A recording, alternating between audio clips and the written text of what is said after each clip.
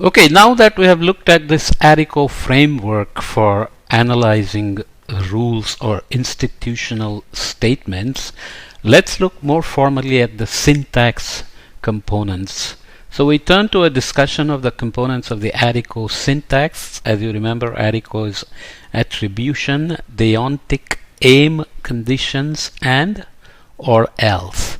Understanding the components helps analysts to develop common methods of distinguishing between rules, norms, and shared strategies to accumulate knowledge of for key questions such as what is the difference between a rule and a norm, and what is the difference between a shared strategy and a norm.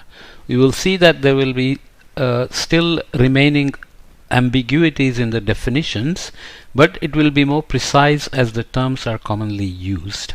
Especially the distinction between a norm and a rule has some gray areas which we will touch upon when we discuss the or else component. In general, we think of humans as taking the rules, as I mentioned before, such as stopping at red lights, and internalizing it and making it a norm so that even when nobody is watching, you will stop for the red light. So it is a rule, and there are opportunities to break them, but you tend to make it a norm for yourself. Of course, this doesn't work for speeding because most people tend to speed, so there are different behaviors on how humans act in action situations. One of my favorite ones is that if you're on a highway, people will tend to cut you off to get ahead and do crazy things, but the same people may hold the door for you when you are entering the building, because this one-on-one interaction is somehow very different than when you are sitting in a box and going like a video game without knowing who's in the other car, right? So many things matter for human behavior. Attributes in terms of syntax: all institutional statements apply to a subset of participants in an action situation. The subset can range from one participant to all participants depending on the action situation. A set of attributes defines the participants to whom the institutional statements apply.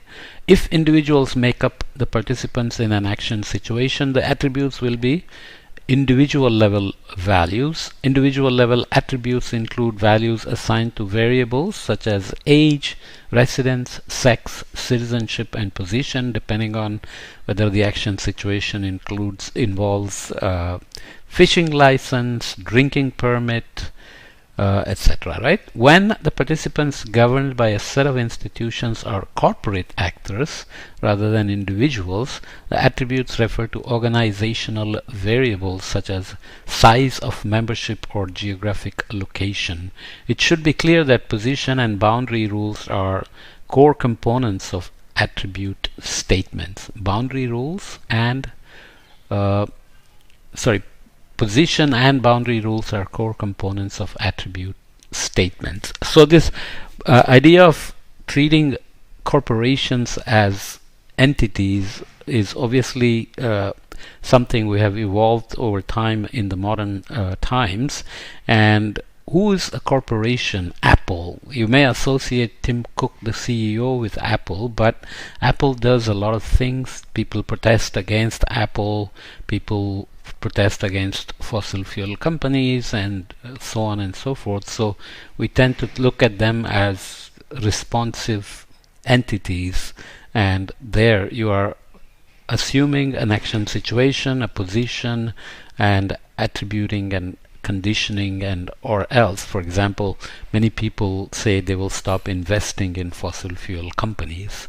So this is something you are penalizing them for contributing to global warming, even though you are relying on fossil fuels for your life on a daily basis. So these can get very confusing in terms of sustaining the commons, because climate change is all about the atmosphere, which is a shared common, oceans, land, and so on and so forth, right? Some versions of the fourth example, the microwave cleanup statement, can often be found taped to the door of a community microwave. In office spaces, it's very common.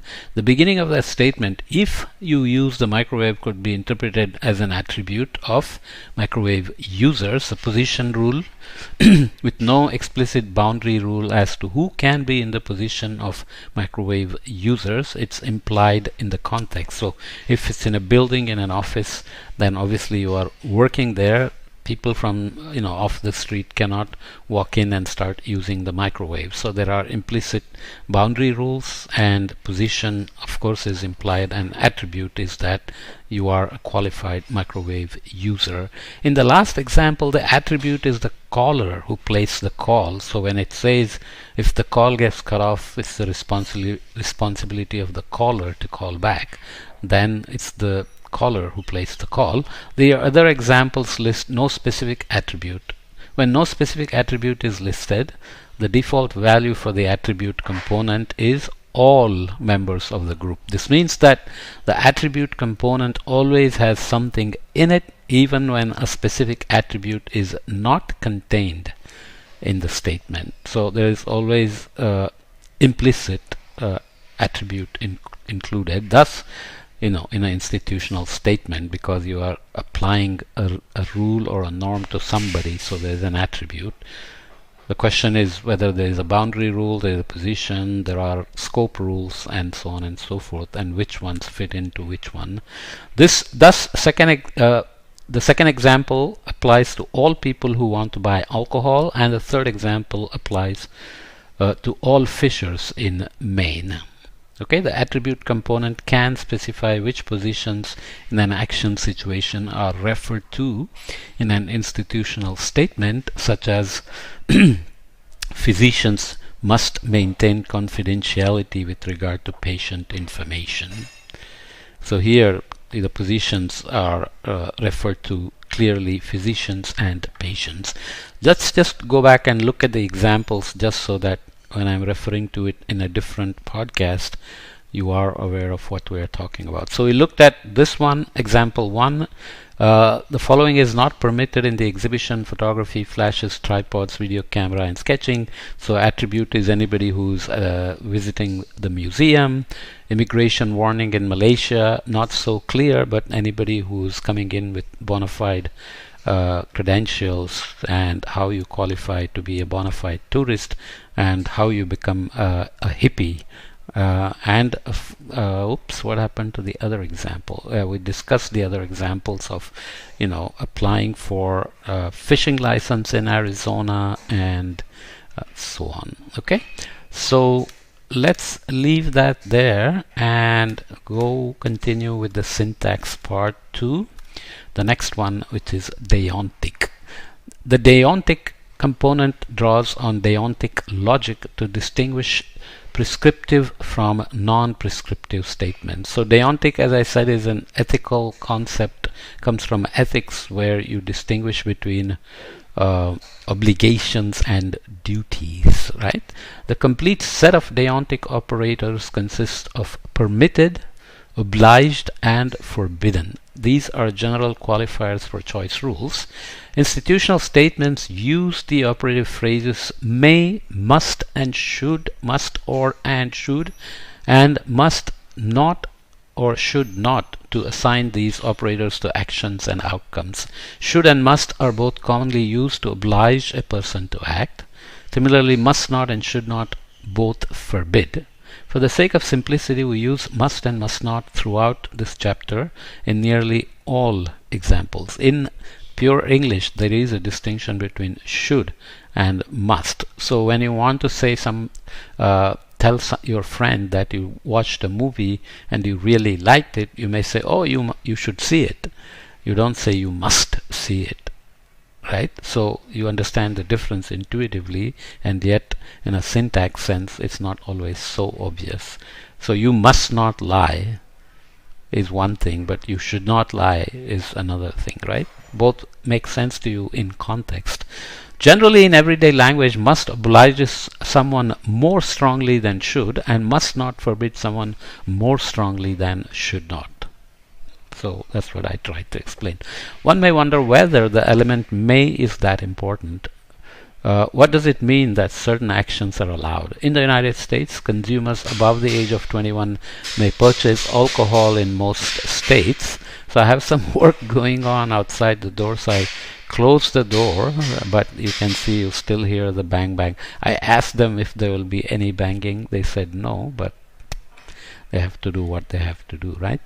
In some states, just like I'm working, they are also working. In some states, Sunday liquor laws constrained this permission further and allow consumers above the age of 21 to purchase alcohol only Monday through Saturday.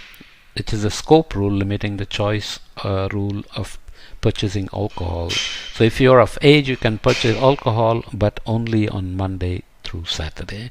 In effect, these rules establish the settings in which permission exists and thus forbid the action in circumstances that do not meet the stated conditions. A rule that grants permission to cut trees with a permit from a forestry agency implies that in the absence of a permit, tree cutting is forbidden.